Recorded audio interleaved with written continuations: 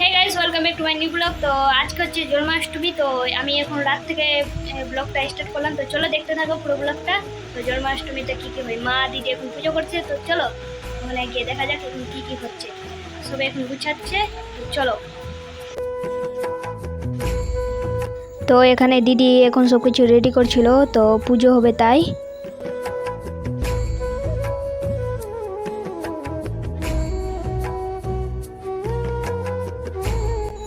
তারপর আমি আর বাবা চলে গেছিলাম একটা কাজে। তো এখানে যাচ্ছিলাম। তো রাধাকৃষ্ণ মন্দির আছে, তো এখানে সুন্দর করে সাজিয়েছে মন্দিরটাকে, এখানে পুজো হবে তাই। তো চলো দেখতে থাকো।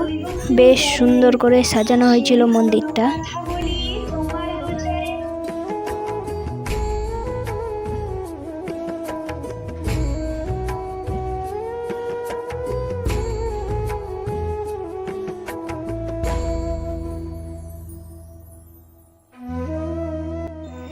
তো এখানে মা দিদি পুজো করতে বসে গেছে।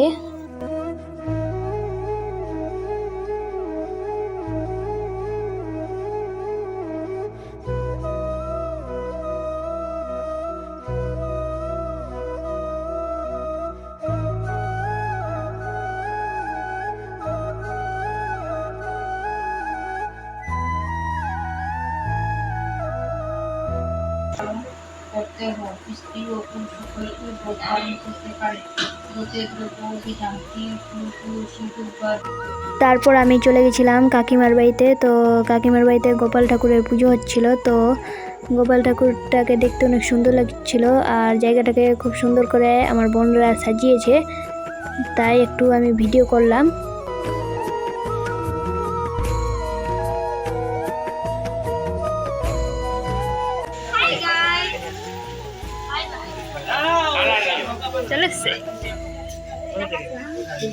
তো এখানে মনসা ঠাকুর আনা হয়েছে, কারণ কালকে মনসা ঠাকুরের পুজো আছে। তো আজকে রাত্রেবেলা সবাই মিলে মনসা ঠাকুরটাকে নিয়ে চলে এসছে।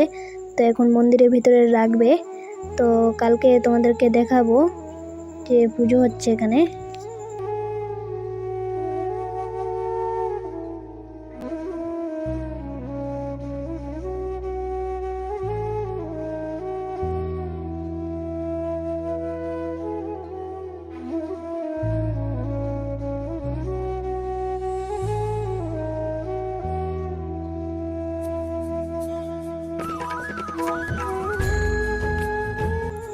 তারপর আমি মন্দির থেকে বাড়িতে এসে দেখছি যে মায়ের পুজো করা হয়ে গেছে। তো এখানে পুজো কমপ্লিট হয়ে গেছে।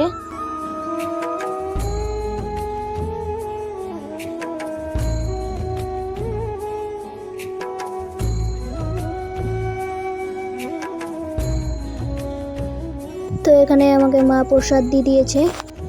চলো তাহলে প্রসাদ খাওয়া যাক। এই যে আমাদের প্রসাদ চলে এসছে। চলো প্রসাদ খেয়ে আজকের ব্লগটা এই পর্যন্তই থাক।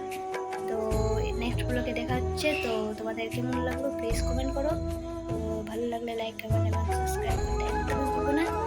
তো বাই গাইস।